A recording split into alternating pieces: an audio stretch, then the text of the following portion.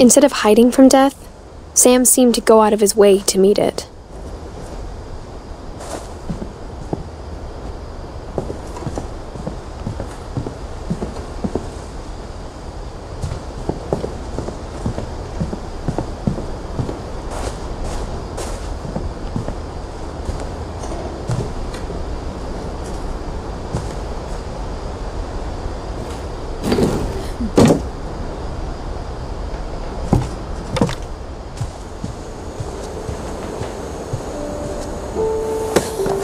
After Sam died, my mom and Edie got really close. They'd both lost a lot.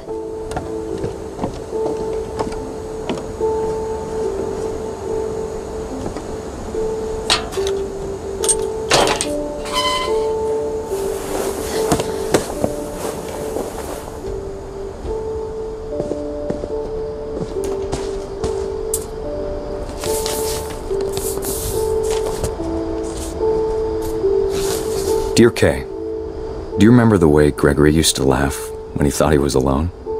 Like something funny was happening, but only he could see it.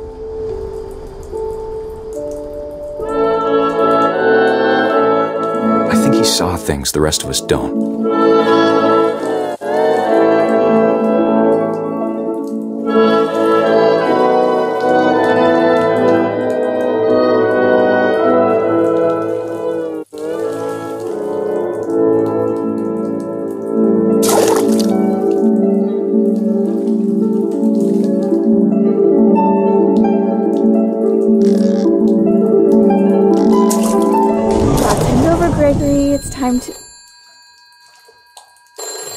Hold on, sweetie.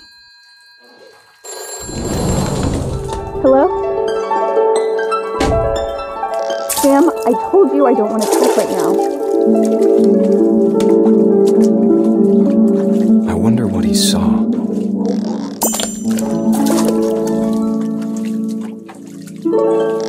What his world was like.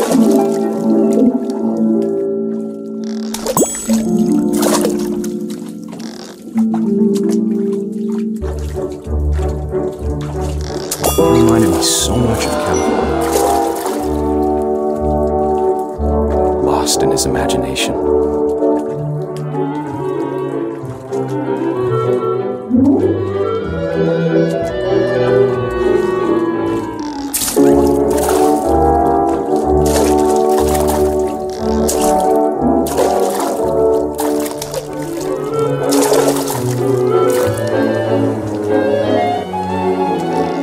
Whatever it was, he saw.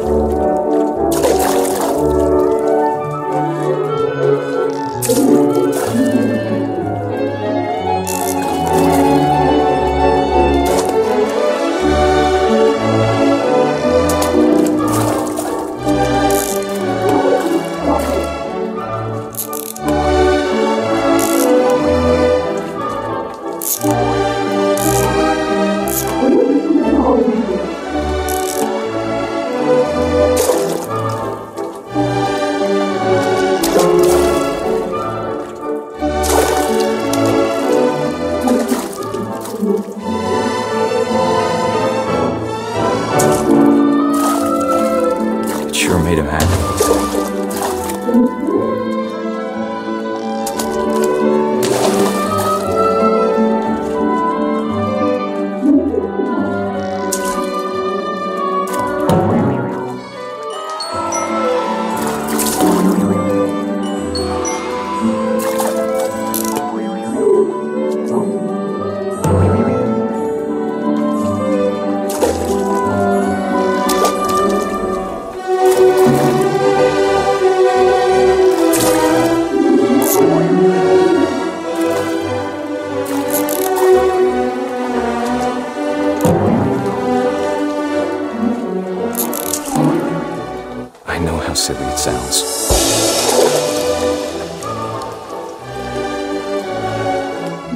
that I worried about a baby being too happy.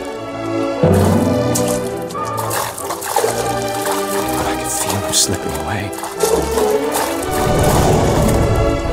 Sorry about that, Gregory. I know you did everything you could.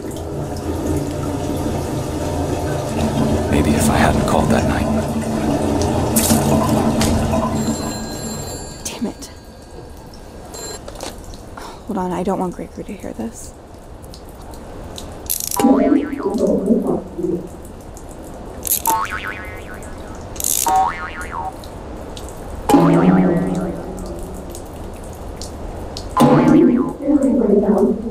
wish he could have told us about the world he saw.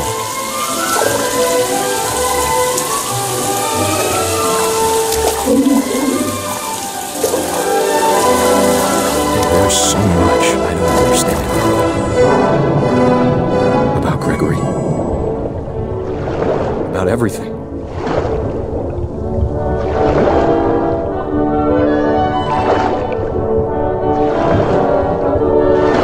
But I know what happened wasn't your fault.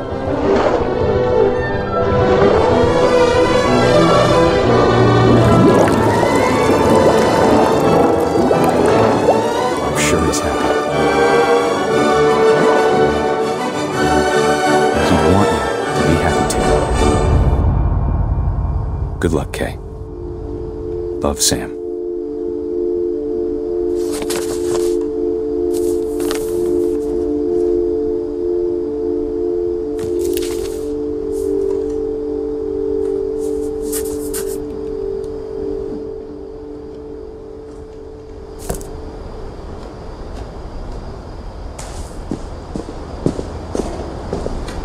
I can't imagine my mom ever writing poetry, and yet...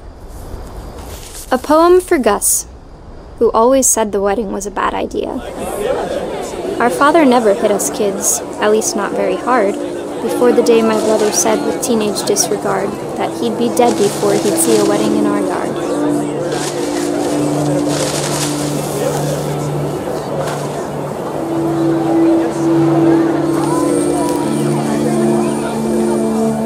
My father made him come, of course, but Gus stood far apart, just flew his kite and bottled up the storm inside his heart.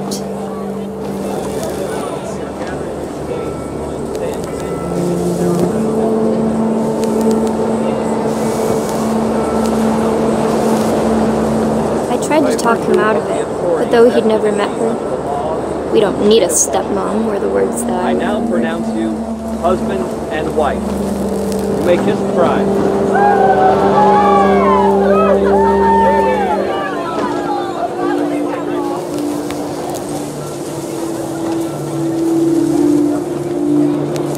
When the time for photos came, Dad ordered him to come here. But Gus declined, and as a sign held up his middle finger.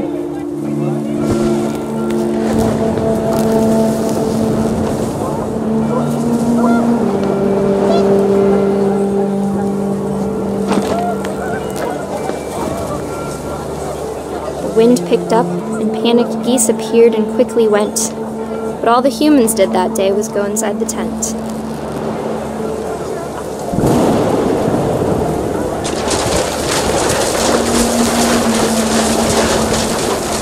The rain came down in buckets then, but no one seemed afraid that nature might destroy the tent our dad had crudely made.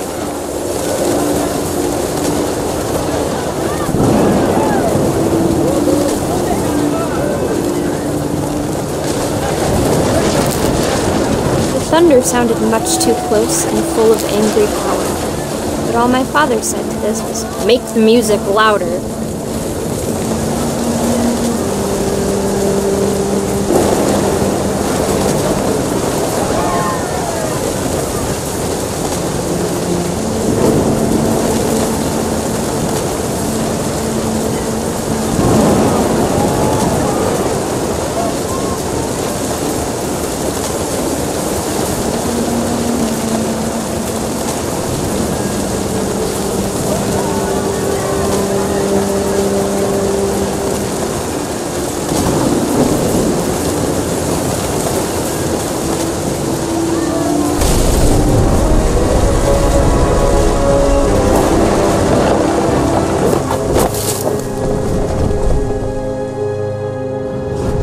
wish that I could truly say I thought about you on that day. Out there on the beach alone, just you, the wind, the sea, and foam. But I didn't, until we found you.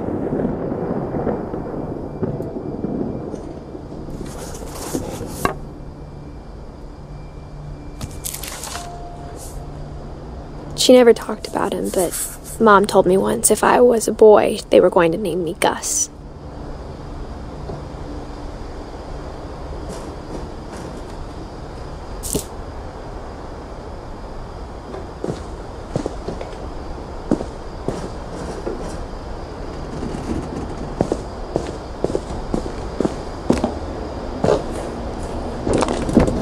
My mom moved up to the loft after her brothers died.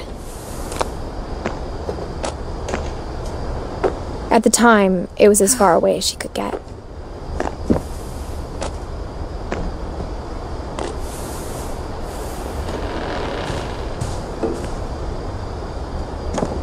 She spent a summer building houses in Calcutta, where she met my dad, Sanjay.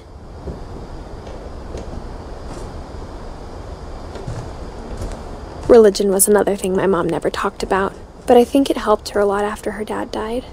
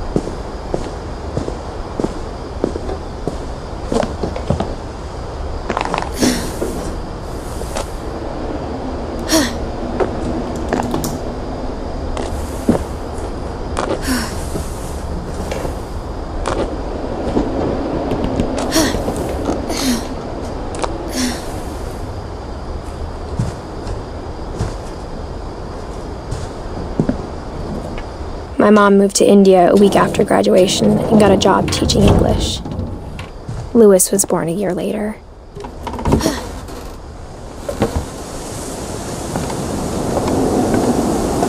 When my dad died, I don't think Mom knew where else to go. I'm sure Edie was happy to have her back. The house had to get a little bigger, but Edie was used to that. And for a while, things were good, almost normal. But it didn't last.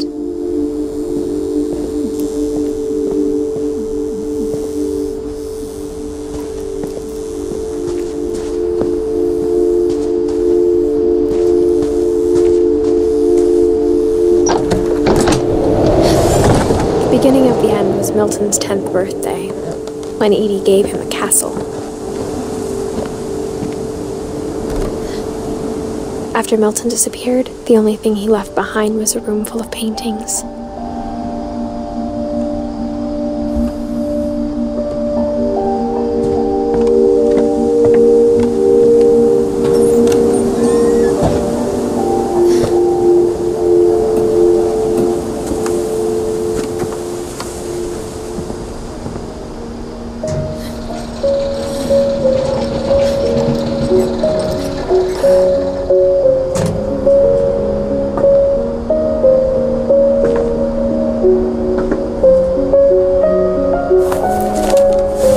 Milton Finch in The Magic Paintbrush.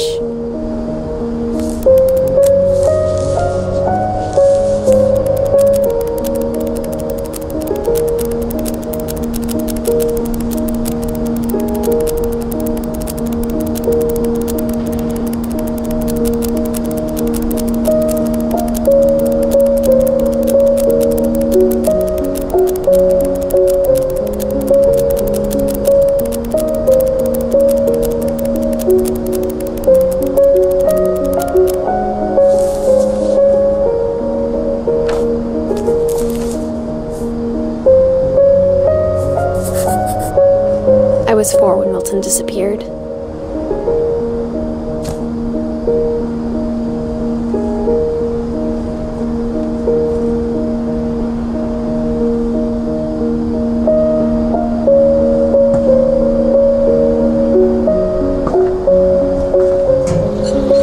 Mom spent months searching for my brother. Then she sealed the doors.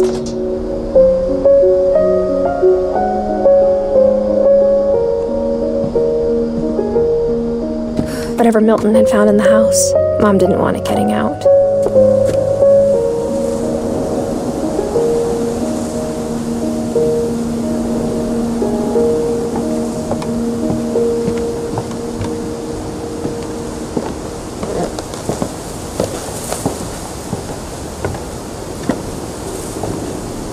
Mom definitely blamed Edie, but I think Lewis blamed himself. After he graduated, he just spent more and more time in his room, until Mom got him a job at the cannery. Everyone always told me to stay out of Lewis's room, except Lewis.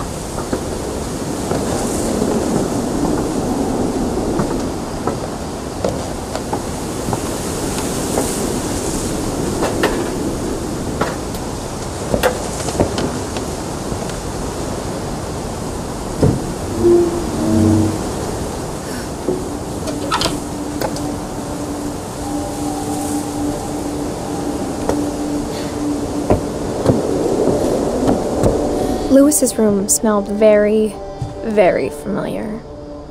That part of him lived on.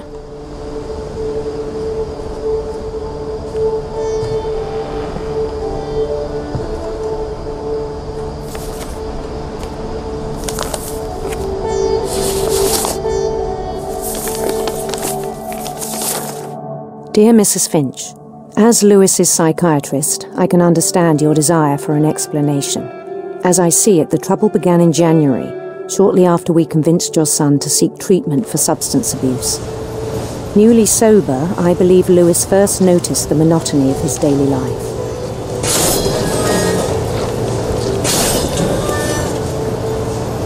He kept working at the cannery.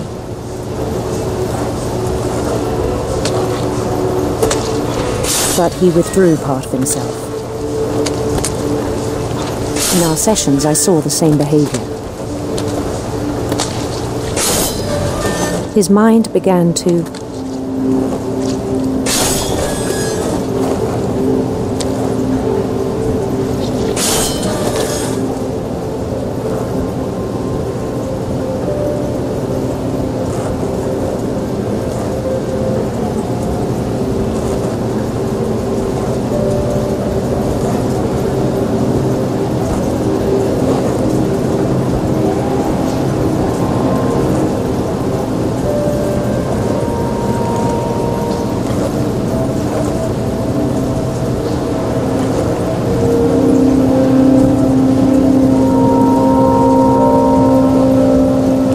wander.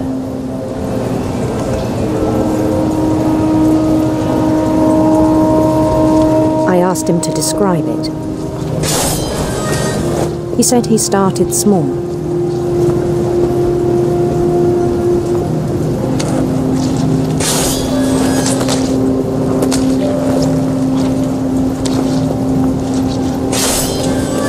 Imagining a labyrinth. He'd feel his way about.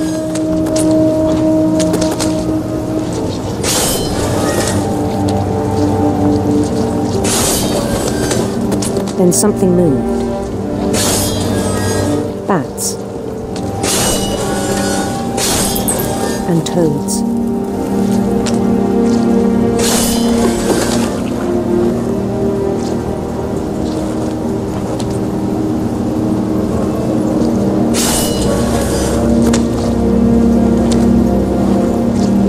things that have not names.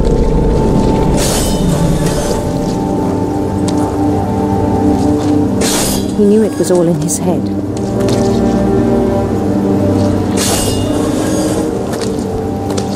But he took it very seriously. I had hoped he'd find himself.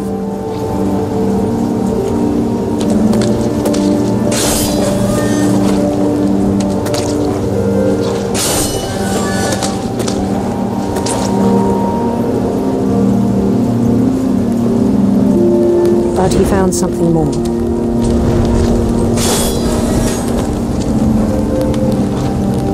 I worried about him then. Daydreaming at the cannery.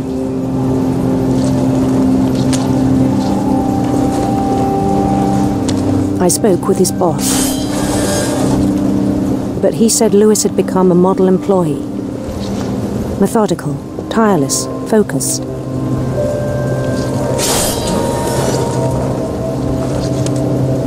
Like a whole new Lewis. So I let him go on.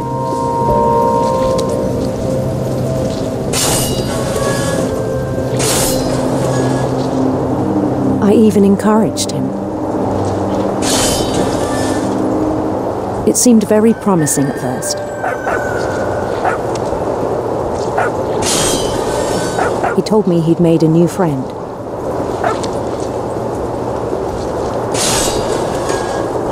On the edge of a city he named Lewis Topia.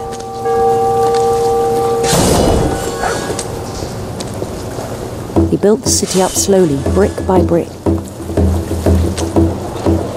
Then he made musicians.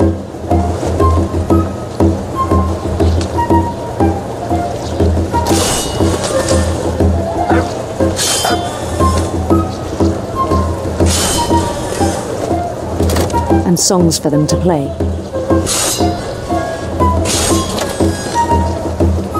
He talked about starting a band.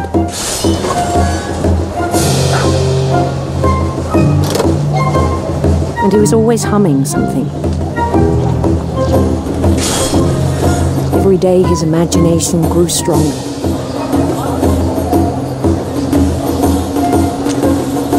He no longer spoke at the cannery.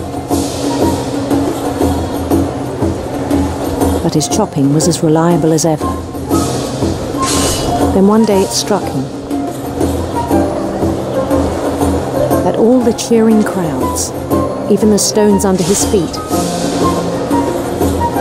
were all in his imagination, so he could do whatever he wished.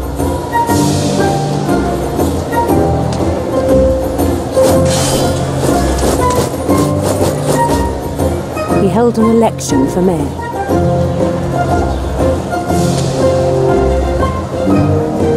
And he won.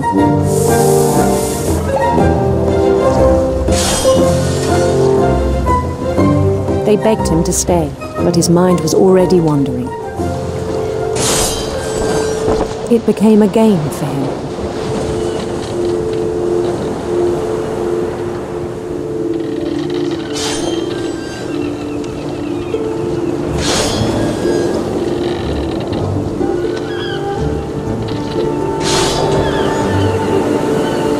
He'd conquer a city, then immediately push on.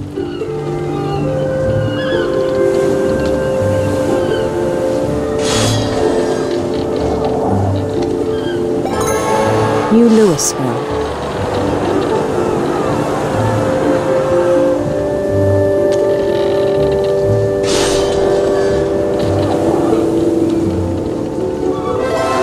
St. Louis.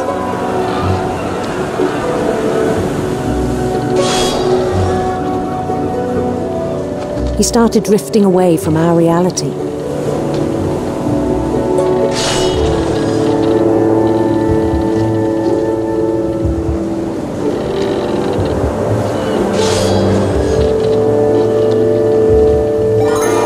Minneapolis.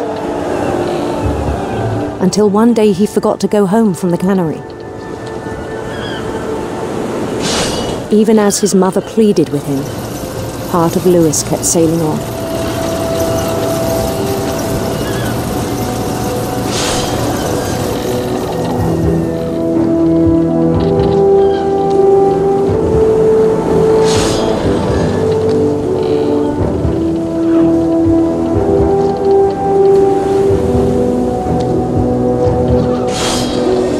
Louisburg, he heard rumors of a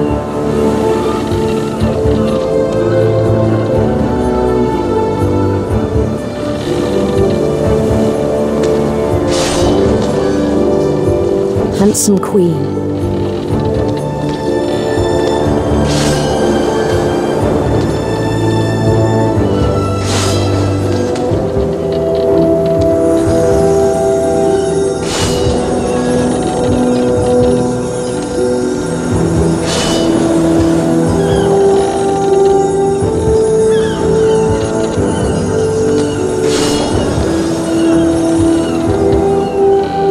Was on her own quest for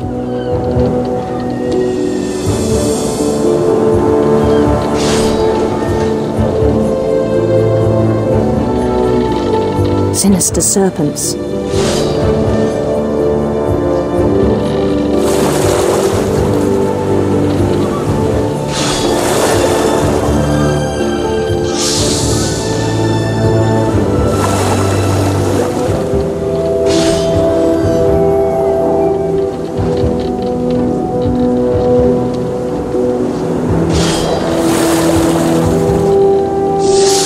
The sound of her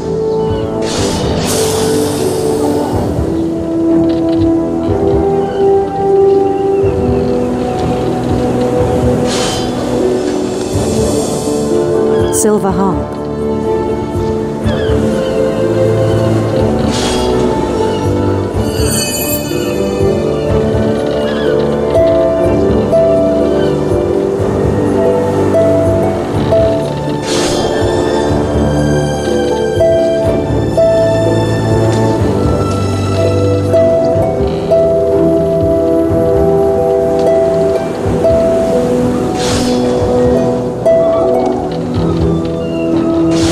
His chase led him to a golden palace east of the sun and west of the moon.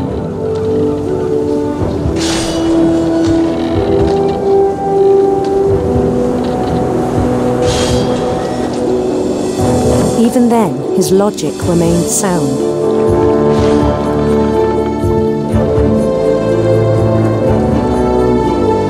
He knew the world was all in his imagination.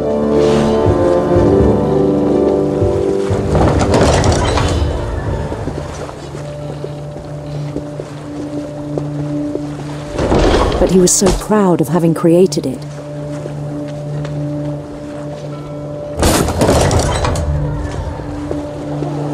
In his own eyes, he'd become something greater than a king.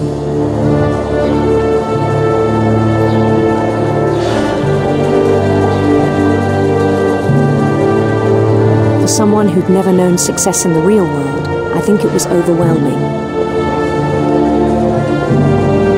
And then it struck him that the real Louis was not the one chopping salmon, but the one climbing the steps of a golden palace.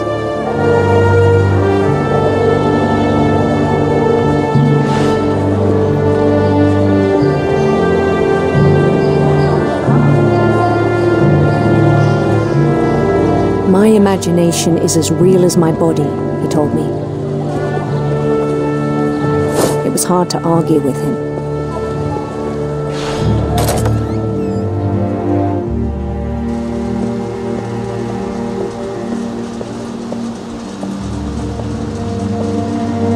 He began to forget the world we know.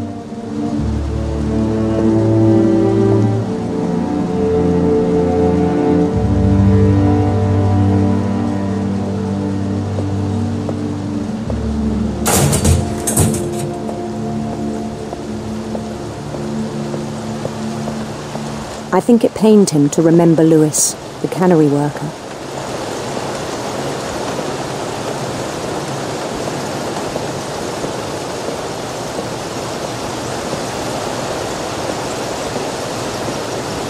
He began to despise the man with a royal contempt.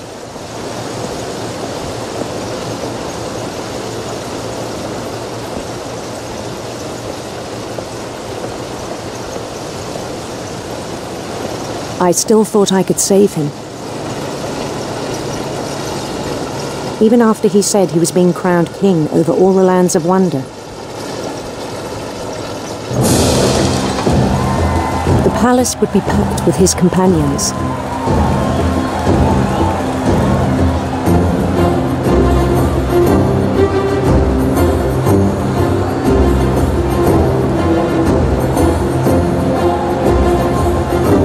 Including the wise Calico who had insisted on advising him.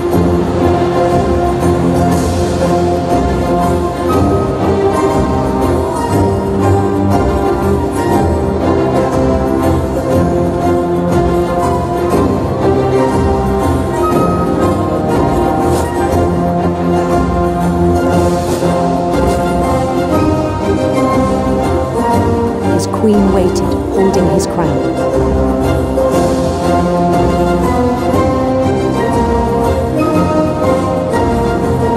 There was only one thing left to do.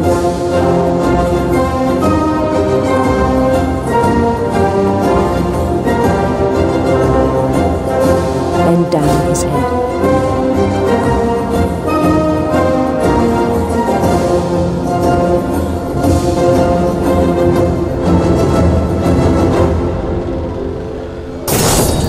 And the rest I think you know. Mrs. Finch, your son was a kind man who will be missed by all of us who knew him.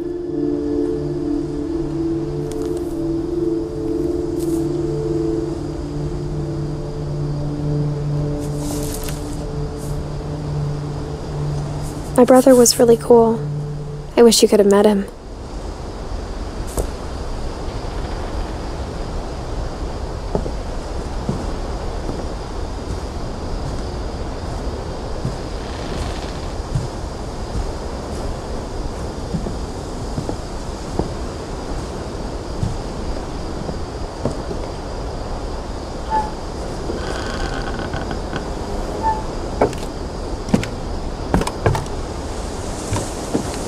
On the way back from Lewis's funeral, my mom told me to start packing. She waited until the day before we left to tell Edie. I'm not sure if she wanted to make it easier or harder. I wish we'd stayed. But I understand why we left.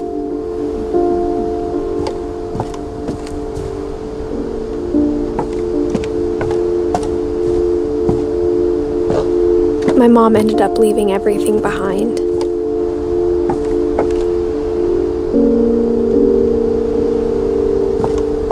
What happened that night had been coming for a long time. Maybe it should have come sooner.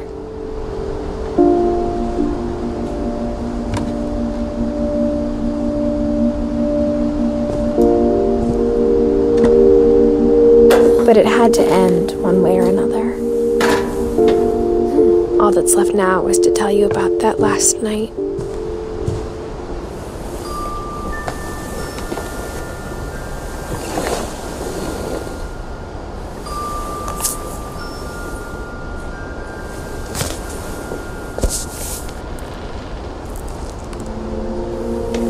That whole last day, Edie just watched us pack and didn't say a word.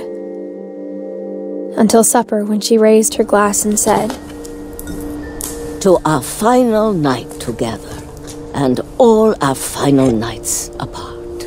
Grandma, you know what I said about alcohol. Some of your medications are very Edith, specific. I left a present for you in the hallway.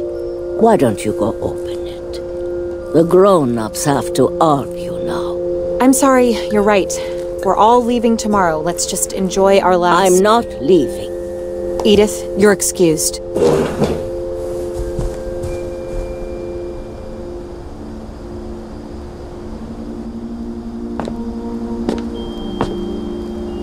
The power had been shut off that morning, but Edie always had plenty of candles.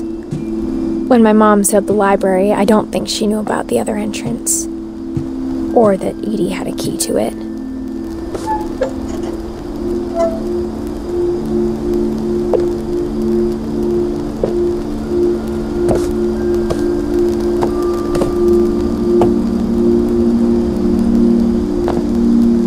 That thing you're afraid of isn't going to end when you leave the house.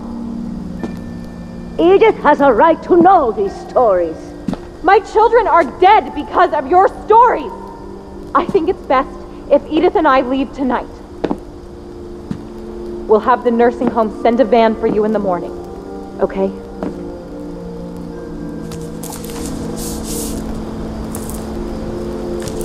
Dear Edith, there's so many stories I wish I could tell you, but there's only time for one. This is about what happened on the night you were born. That night, the tide went way, way out.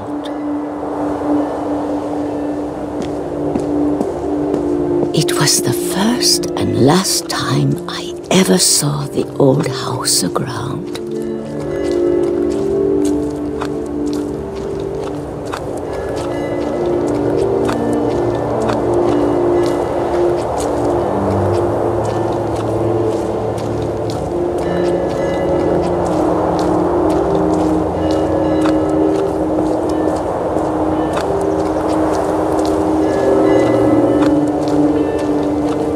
Smelled awful.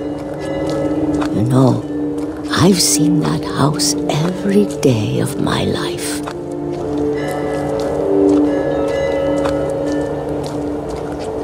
But I never thought I'd go back to it.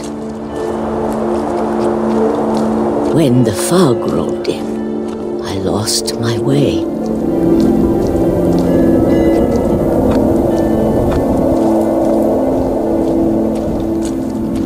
I got turned around.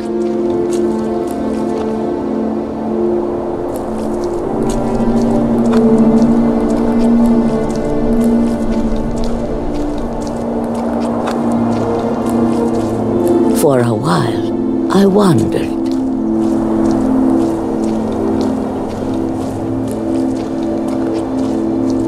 I started seeing things.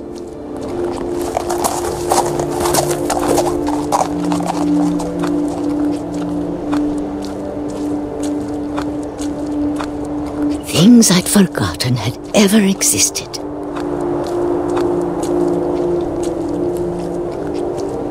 But when I saw them, they felt like old friends. That night, a lot of things came back to me. Or maybe I came back to them.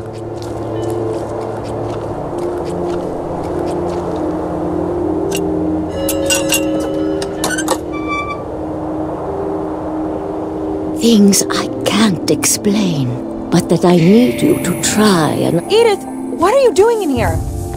It's mine. Edith! Mom, you're gonna rip it! Let go!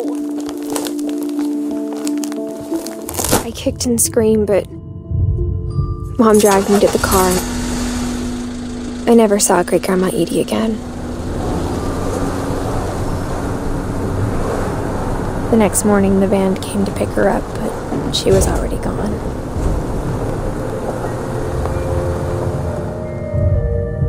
After that, we moved around a lot.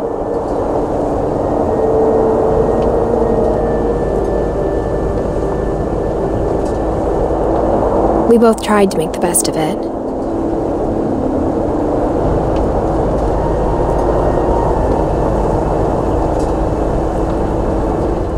A few years went by.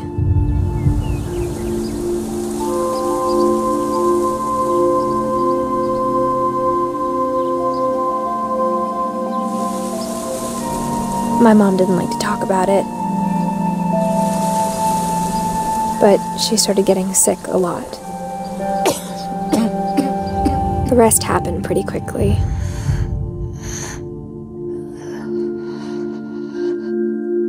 She got better for a while, and then she didn't. And then I was alone. The last Finch left alive.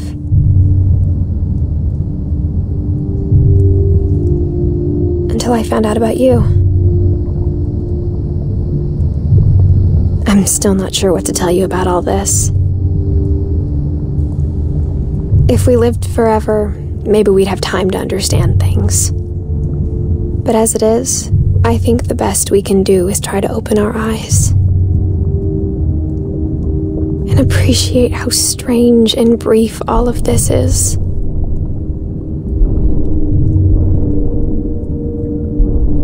This journal was supposed to be for you. But now I hope you'll never see it. I just want to meet you and tell you all these stories myself. But I guess if you're reading this now, things didn't work out that way.